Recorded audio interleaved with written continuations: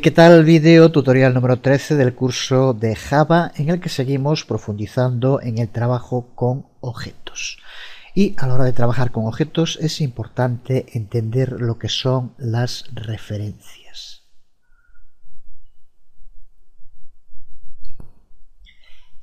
Cuando hablamos de referencias a objetos hablamos de direcciones en la memoria. Una referencia es una dirección que indica dónde están almacenados los métodos y las variables de un objeto. Con lo visto hasta ahora ya sabemos que podemos asignar un objeto a una variable o que podemos pasarle a un método un objeto como uno de sus argumentos. Pero lo que nos interesa ahora es entender cómo pueden acceder la variable o el método a ese objeto que le hemos asignado. Cuando utilizamos un objeto en una variable o lo usamos como argumento en un método, realmente no estamos creando un nuevo objeto, ni siquiera estamos haciendo una copia de un objeto. En su lugar lo que estamos son usando referencias a esos objetos. Para ilustrar mejor la diferencia que existe entre crear o copiar un objeto o usar una referencia, vamos a ver en un ejemplo práctico cómo funcionan las referencias. Vamos a hacerlo utilizando una clase que ya conocemos, la clase point. Hacemos un import y vamos a crear una clase a la que llamamos, por ejemplo, probar referencias y creamos el método main. A continuación vamos a crear dos variables del tipo point, a que vamos a llamar por ejemplo pt1 y pt2. A continuación vamos a crear un nuevo objeto de la clase point, a la que vamos a pasarle unos valores x, y que vamos a guardar en la variable pt1. De nuevo, nada nuevo hasta aquí. Es ahora aquí donde vamos a incluir la diferencia, porque vamos a guardar en la variable pt2 una referencia a el objeto que hemos almacenado en pt1. Lo hacemos simplemente poniendo pt2 igual a pt1.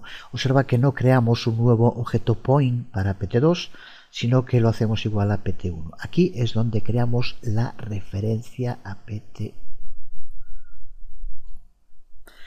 De momento está claro que si imprimimos en pantalla el valor que tiene pt1 y pt2 nos devolverá exactamente los mismos valores 100, 100, que son los que aquí pasamos. Pero ¿qué es lo que ocurre si ahora modificamos los valores en pt1? Podemos darle un valor x y un valor y a pt1, por ejemplo, de este modo. Tenemos ahora valores x e y de 200 en pt1. ¿Qué pasa con pt2? Si hubiéramos creado un nuevo objeto en pt2 tendría sus valores. Si hubiéramos copiado el valor de pt1 en pt2 sería independiente a partir de aquí y por tanto esta modificación no afectaría a pt2. Pero recuerda que aquí lo que hacemos es crear una referencia a pt1. Por lo tanto, ahora que hemos modificado los valores en pt1, también se modifican en pt2. Esto significa que si ahora hacemos un system para que se imprima en pantalla el valor, veremos como pt1 y pt2 tienen el valor 200 los dos y pt2 no mantiene el valor de 100 que tenía antes. Por tanto, no se trata de un objeto independiente, sino que es una referencia a pt1. Y siempre que se modifique el valor en pt1 se va a modificar también en pt2. Así que por lo tanto a esto nos referimos cuando hablamos de una referencia. Así que si hacemos un system out println para punto 1 y para punto 2, veremos cómo el resultado va a ser exactamente el mismo, va a ser 200.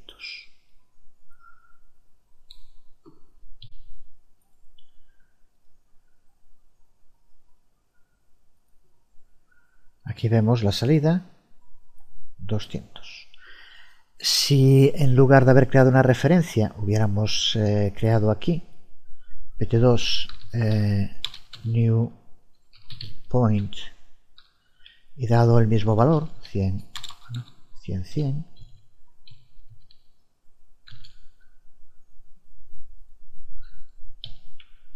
Si ahora ejecutamos, está claro que los valores ahora van a ser distintos. PT2 seguirá manteniendo el valor 100-100 porque no se cambia y es un objeto distinto de PT1.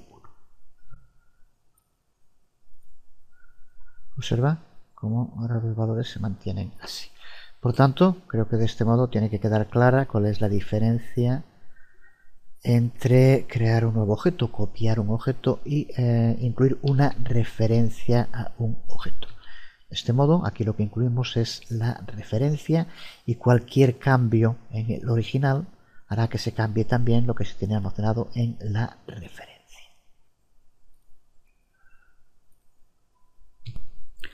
Este tipo de referencias en Java se convierten en particularmente importantes cuando pasamos objetos como argumentos dentro de métodos, con lo que seguiremos trabajando muy pronto. En Java no existen punteros explícitos como hay en C o en C++, pero usando referencias y arrays, Java puede ofrecernos la mayor parte de las capacidades de los punteros sin muchos de los inconvenientes que tiene el uso de esos punteros. Otro de los temas clave a la hora de trabajar con objetos es la forma de poder convertir entre objetos y entre variables simples. Se trata de una de las tareas más comunes que llevamos a cabo en un lenguaje como Java y que es conocido como hacer casting. Y hacemos referencia con esto a convertir información de una forma a otra.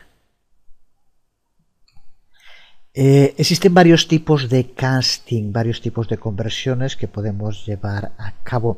Las más comunes son las que vemos aquí. Podemos convertir una variable simple en otro tipo de variable. Podemos convertir un objeto en otro objeto distinto. Podemos convertir un objeto en una variable. Y podemos convertir variables a objetos. Cuando hablamos de variables simples o primitivas nos referimos a los tipos de datos básicos que ya hemos aprendido, como puede ser int, float, char, long o tuple, por ejemplo. Siempre que usemos un método o una expresión en un programa tenemos que usar el tipo correcto de información que ese método o esa expresión está esperando. Un método que esté esperando un objeto calendar, por ejemplo, tiene que recibir un objeto calendar y no otro. Si usamos un método que toma como argumento un integer, un entero, y le enviamos en su lugar un decimal o un float, tendremos un error cuando intentemos compilar el programa. Pues convertir información a una nueva forma es lo que se conoce como casting. Y casting lo que hace es producir un nuevo valor, que es un tipo diferente de la variable o del objeto que es su fuente. Recuerda lo que habíamos hace un momento de crear referencias. Cuando hacemos casting no es así. Vamos a crear un nuevo valor. Así que cuando hacemos casting no podemos modificar el valor de una variable o de un objeto en su lugar. Lo que hacemos es crear una nueva variable o un nuevo objeto. Los términos fuente y destino son útiles cuando hablamos de este concepto de casting. La fuente es algún tipo de información en su forma original, puede ser una variable o puede ser un objeto, y el destino es la versión convertida de la fuente en un nuevo formato. Vamos a empezar viendo cómo podemos llevar a cabo casting de variables simples. En este tipo de variables el casting suele ocurrir en la mayoría de las ocasiones entre variables numéricas, como puede ser por ejemplo de números enteros a decimales. Hay un tipo de variable que no puede ser usado en ningún casting, que son los valores booleanos. Un valor booleano, como ya sabemos, solo puede ser verdadero y falso y no puede convertirse a otros formatos. Para hacer casting de una información a un nuevo formato, lo que tenemos que hacer es precederlo con el nuevo formato rodeado por paréntesis. Aquí podemos ver un ejemplo. Tenemos en el origen, en la fuente, un float y lo convertimos en un integer, un int, al que llamamos aquí destino. Como vemos, para convertirlo tenemos que poner el nuevo formato entre paréntesis antes de la variable a convertir. Recuerda que existe un tipo especial de conversión del que ya hemos hablado y que hemos utilizado en muchas ocasiones con el systemoutPrintln y con strings. Cuando usamos systemoutPrintln, recuerda que en lo que le pasamos como argumento, con que exista un string, todo lo que se le pasa se convierte a string. Podemos pasarle variables, podemos pasarle integers, como aquí vemos, y recuerda que en este caso todo se convierte ya automáticamente a un string. Es un tipo especial de conversión, de casting, si quieres llamarle así. Pero de no ser este tipo de conversión, las otras tienen que hacerse siguiendo este mecanismo, colocando el nuevo formato entre paréntesis antes del nombre de la variable en la que está guardado que queremos modificar. Y recuerda que se crea una nueva variable en este caso. Aquí, después de hacer esto, seguirá existiendo una variable de tipo float llamada fuente y aparecerá una nueva variable de tipo integer llamada destino, en la cual se convertirá el valor del float fuente a un valor integer en esta nueva variable. El sistema es sencillo, pero no siempre es posible. Nos podemos encontrar con dos situaciones cuando llevamos a cabo un casting y que tiene que ver con la capacidad de almacenamiento de las distintas variables. Cuando nos encontramos con un casting de variables en el que el destino contiene valores más largos que la fuente, el valor se convierte fácilmente. Por poner un ejemplo, cuando un byte es casting, hacemos un cast para convertirlo en un integer. Como ya sabemos perfectamente, un byte puede tener valores que van de 128 a menos 127, mientras que un integer contiene valores de 2,1 mil millones a menos 2,1 mil millones. Por tanto, no importa el valor que tenga byte, cuando lo convertimos a un integer va a tener espacio de sobra para poder llevar a cabo esta conversión. Esto hace que incluso a veces podamos usar una variable en un formato diferente sin necesidad de tener que hacer casting. Es lo que se conoce como casting implícito y suele ser siempre en esas ocasiones en el que el destino tiene una capacidad de almacenamiento muy superior a la fuente. Así, por ejemplo, las variables char podemos usarlas como si fueran variables int, las variables int también como si fueran variables long, o las long como si fueran dub. Los casos en que la fuente y el destino, siempre el destino tiene una capacidad de almacenamiento mayor que la fuente y por tanto nunca nos vamos a encontrar con problemas.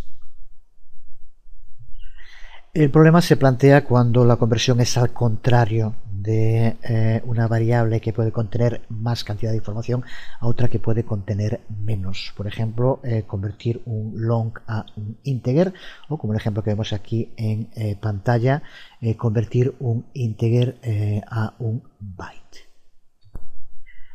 Cuando estamos convirtiendo información de un tipo variable que podemos llamar mayor, con mayor espacio, a un tipo más pequeño, entonces tenemos que hacer lo que se denomina un casting explícito. Es algo así como si Java dijera puedes hacerlo, pero tú sabrás lo que haces. Aquí, como vemos en este ejemplo, convertimos una variable de tipo integer llamada mi num en una variable de tipo byte llamada mi val, y para eso lo hacemos como ya decíamos, poniendo el nuevo tipo de variable entre paréntesis y después el nombre de la variable fuente. De nuevo recuerda que de este modo mantendríamos la variable fuente como integer y creamos una nueva variable byte llamada mi_val. Es un ejemplo donde la variable destino contiene un rango más pequeño de valores que la variable fuente. Repetimos una vez más que un byte contiene valores enteros que van de un rango de menos 128 a 127, mientras que el integer tiene mucho más, hasta miles de millones de valores enteros. En el ejemplo que ponemos en pantalla no se producirá ningún error, no va a haber problema porque el integer tiene un valor que entra dentro del rango de byte, que es 117. Pero ¿qué ocurre si la variable fuente en la operación de casting tiene un valor que no existe, no está habilitado, no hay espacio para él en la variable destino? Por ejemplo, aquí que integer tuviera un valor de 56.324, que no puede ser un byte que tenga ese valor. En ese caso lo que hace Java es cambiar el valor para hacer que el cast se adecue de modo correcto a el nuevo tipo de valor. Esto puede producir un resultado inesperado en la ejecución del programa. Por tanto, por eso es necesario llevar a cabo este tipo de cast de modo explícito, ya que podemos llevar a cabo modificaciones no solo en el tipo, sino también en el valor que va a guardar la nueva variable. Veamos un ejemplo de casting con variables. Recuerda de nuevo que estos ejemplos que vamos elaborando es muy importante que después tú trabajes sobre ellos, los modifiques, veas lo que ocurre cuando llevas a cabo cambios. Es la forma, la práctica es la clave para aprender, pero desde luego primero hay que entender a qué nos estamos refiriendo. Creamos aquí de nuevo la estructura para un programa Java, una clase guardada en un archivo del mismo nombre, casting variables, y creamos el método main. A continuación vamos a crear una variable de tipo double a la que damos un valor, por ejemplo, el que vemos en pantalla. Y ahora lo que hacemos vamos a utilizar esta variable double, pero dentro de una operación en la que convertimos a un float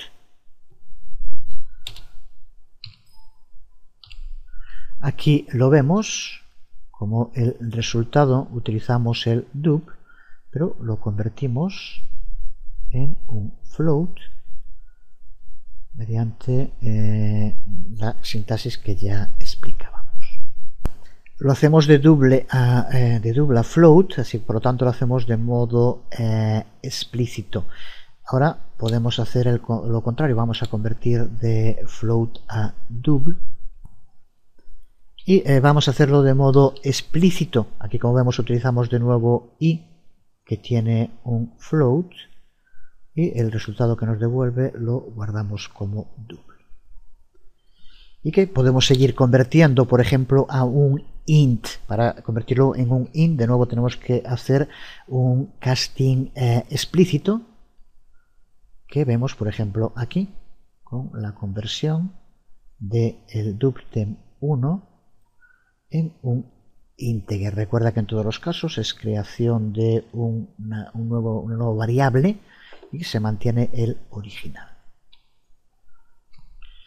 Podemos poner aquí también para que nos imprima el valor que tiene aquí el float i, y recuerda, puedes hacer también para que te imprima cualquier otro de los que quieras. Trabaja, lleva a cabo conversiones, siempre teniendo en cuenta esa premisa fundamental, que es la capacidad de almacenamiento. Si vamos a convertir a un tipo de variable que tiene una mayor capacidad de almacenamiento, se puede hacer de modo implícito. Si es menor la capacidad de almacenamiento, tiene que ser de modo explícito, como aquí vemos. Si guardamos y lo ejecutamos, vemos el resultado. Aquí sería el valor que tiene i, y aquí vemos cómo lo hemos convertido en un integer y el resultado que nos devuelve.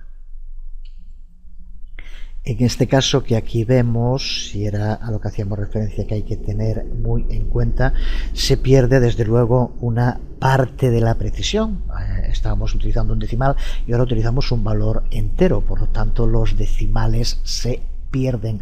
Cuando hay conversiones de este tipo explícito, de mayor capacidad a menor, siempre puede haber una pérdida de precisión que tendremos que tener en cuenta si no queremos que nuestro programa dé lugar a errores. Veamos a continuación cómo llevar a cabo el casting entre objetos, que puede hacerse, pero para que sea posible es necesario que la fuente y el destino estén relacionados por herencias. Una de las clases tiene que ser subclase de la otra. De nuevo, como ocurría con las variables, puede haber castings implícitos y explícitos, y de nuevo depende de la capacidad. Si te quedó claro lo que es una superclase y lo que es una subclase, se entenderá sin problema. Se puede hacer siempre casting de una subclase a cualquiera de sus superclases. Ya dijimos que en Java una clase solo puede tener una superclase, pero esta a su vez otra, y se crea la jerarquía. También sabemos que una subclase hereda todo de la superclase y después puede tener más cosas. Eso que significa que siempre que usemos una subclase, por serlo, tiene todo lo heredado de su superclase. Así que en ese caso podemos hacer casting de una subclase sin problema ninguno, porque todo lo que tenga su superclase también lo va a tener esa subclase. Como ya sabemos, porque lo hemos visto en la jerarquía de herencias en Java, todos los objetos de Java son subclases de la clase Object, así que podemos usar cualquier objeto como un argumento cuando lo que se espera es Object. Todos los objetos en Java, todas las clases en Java son subclases de Object, así que podemos usarlos sin ningún problema. El problema puede plantearse en la otra alternativa, cuando queremos usar un objeto donde se espera una subclase de ese objeto. También es posible hacerlo. Pero igual que pasaba con la capacidad de contener de las variables que vimos hace un momento, sabemos que las subclases usualmente van a contener más información que sus superclases. En la subclase hereda todo lo de la superclase, pero después podemos crear otras variables, otros métodos dentro de ella. Por tanto, si donde esperamos una subclase incluimos la superclase, puede que esa superclase pierda información. Si el objeto que estamos utilizando en el casting no tiene un método que sí tenía su clase, pues podemos tener un error si usamos ese método que se ha perdido con el casting. Por tanto, para usar un objeto en lugar de una de sus subclases, tenemos que hacer lo que se denomina un cast explícito, del que tenemos un ejemplo aquí en pantalla. Lo que hacemos en este caso es un casting de un objeto graphics al que llamamos comp en un objeto graphics 2D. Ya hemos visto, por tanto, cómo hacer casting entre variables primitivas. Hemos visto cómo hacer casting entre objetos. Vamos a ver ahora cómo podemos hacer casting entre variables primitivas a objetos y viceversa. Para empezar, hay que decir que no se puede hacer casting de un objeto a una variable primitiva o de una variable primitiva a un objeto. Por tanto, no habría nada más que decir, pero sí que hay bastante más que decir, porque en Java se ha buscado una alternativa a esto, que es la existencia de clases en Java para cada tipo de variable primitiva. Vemos aquí un resumen de esas clases de Java. Cada una de ellas coincide con uno de los tipos de variables primitivas que ya hemos visto. Aquí podemos ver la clase boolean, byte, character, double, float, integer, long y short.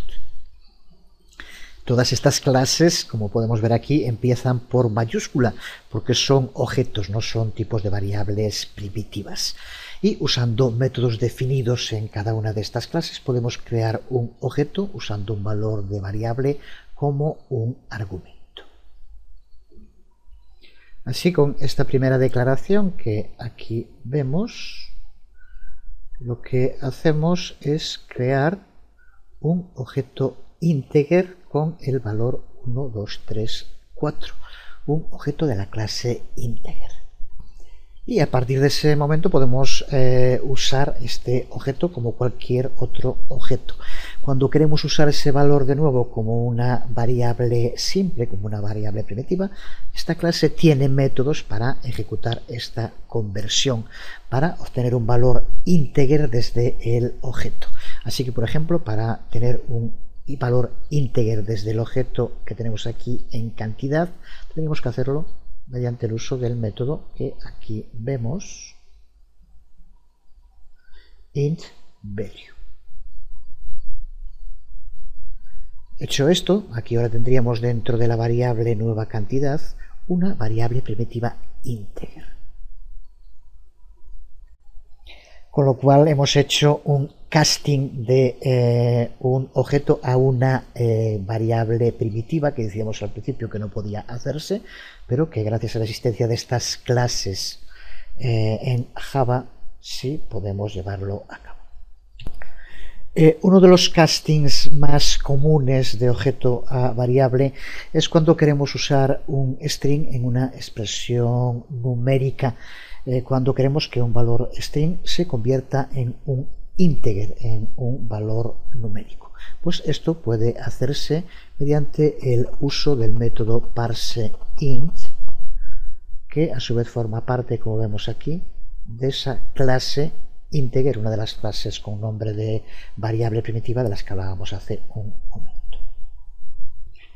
Lo que hacemos aquí es convertir un string 25 en un número que por tanto podemos utilizar después para llevar a cabo operaciones, que es lo que queremos. Vamos a verlo en un ejemplo práctico completo.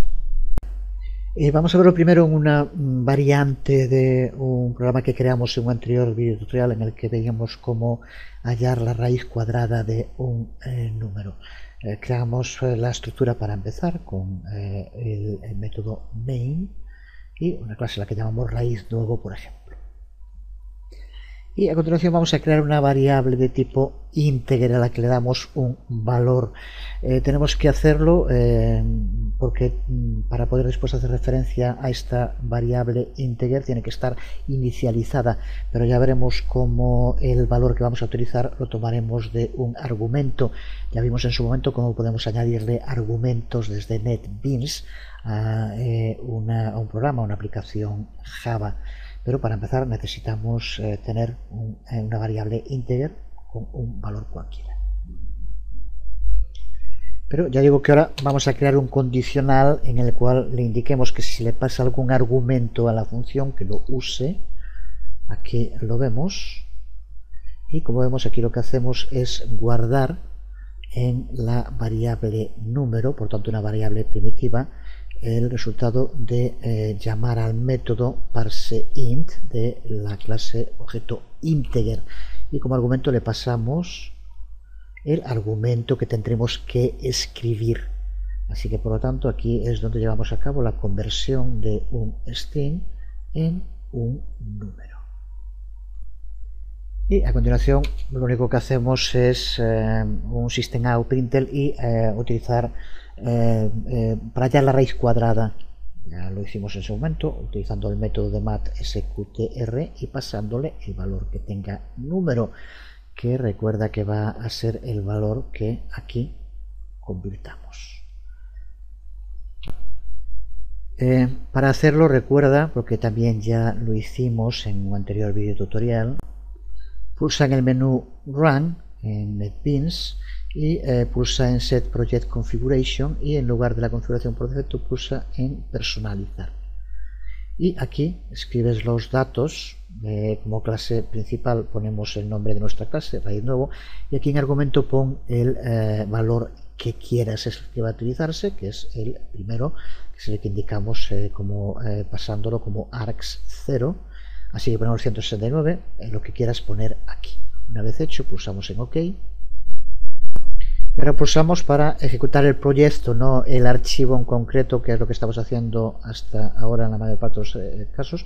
Aquí queremos que ejecute el proyecto para que tome el argumento, como dijimos. Pulsamos y observa como aquí lleva a cabo la conversión de un string, el que se le pasa como args0, mediante el uso del método parseInt del objeto integer, lo convierte en un número y podemos llevar a cabo operaciones, que es lo que hacemos aquí, en este caso en esta parte.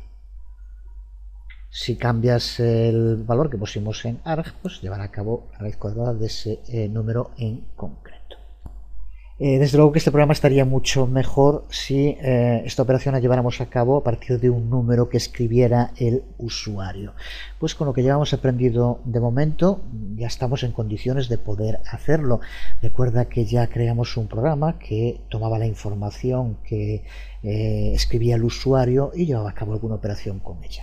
Pues aquí es el momento en el cual hay que empezar a demostrar las dotes que vamos adquiriendo en nuestro dominio de un lenguaje de programación. Y en gran medida escribir código de programación va a ser esto: encontrarte con una situación, un problema, cómo lo puedo resolver, recordar trozos de código que has utilizado y ver el modo de readaptarlos.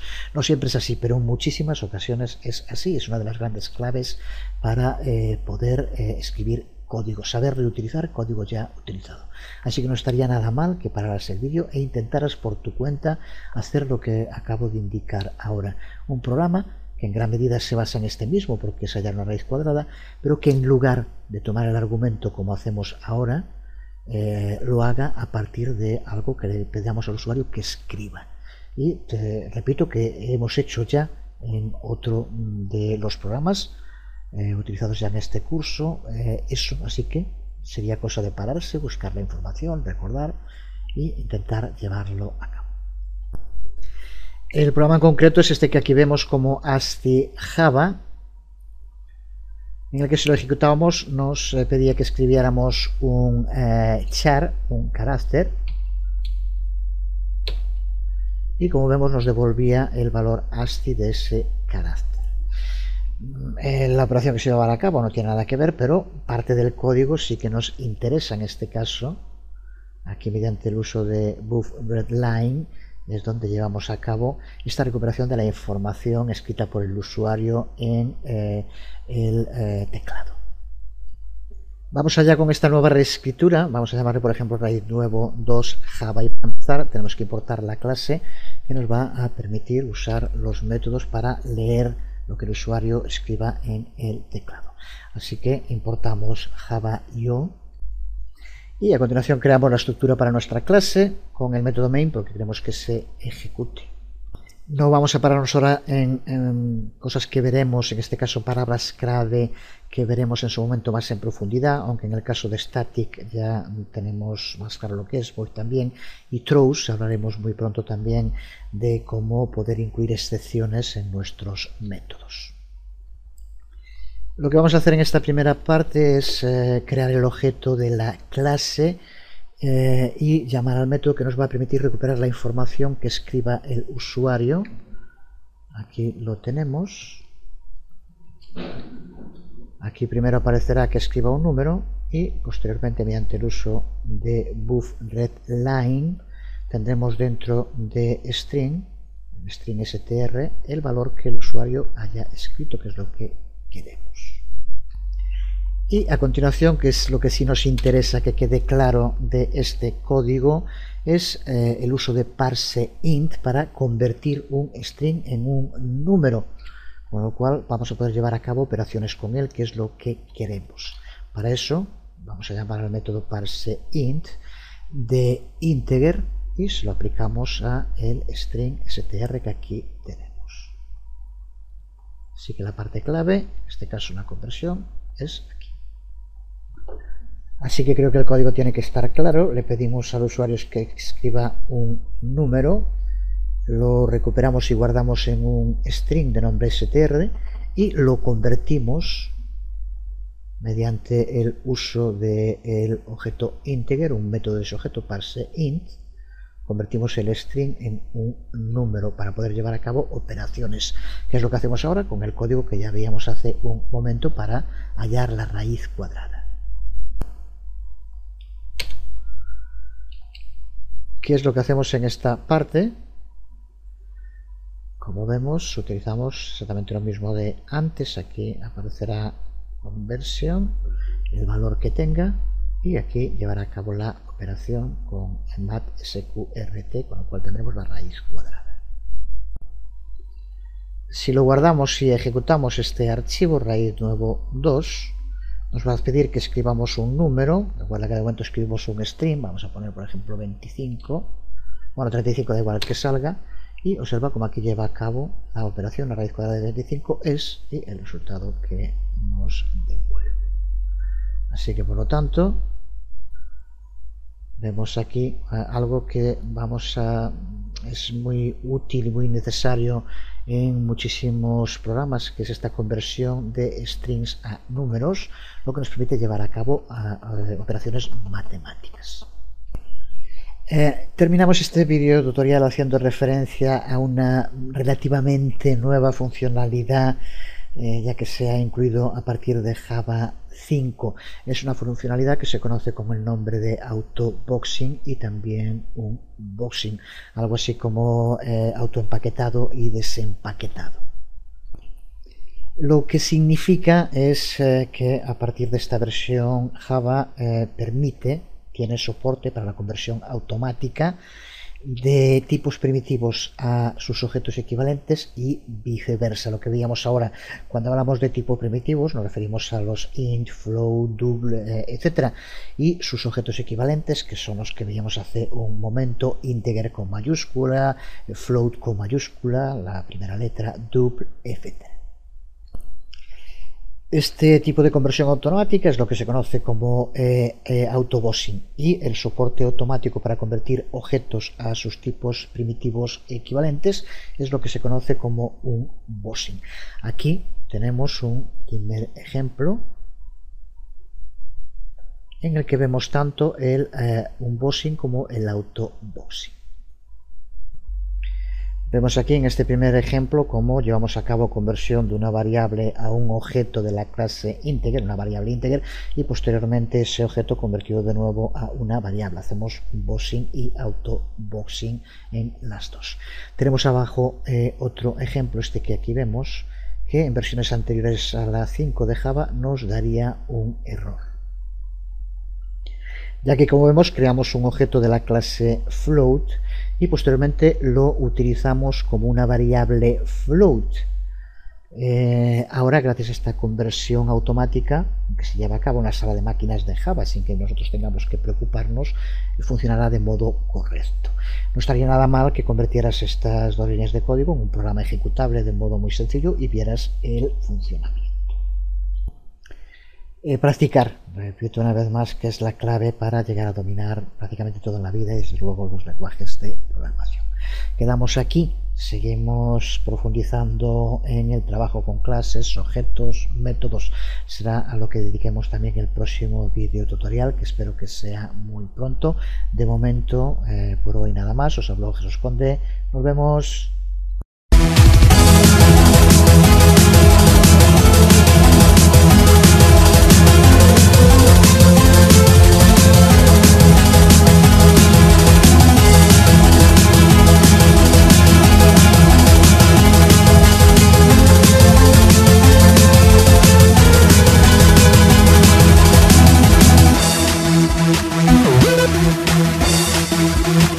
We'll be right back.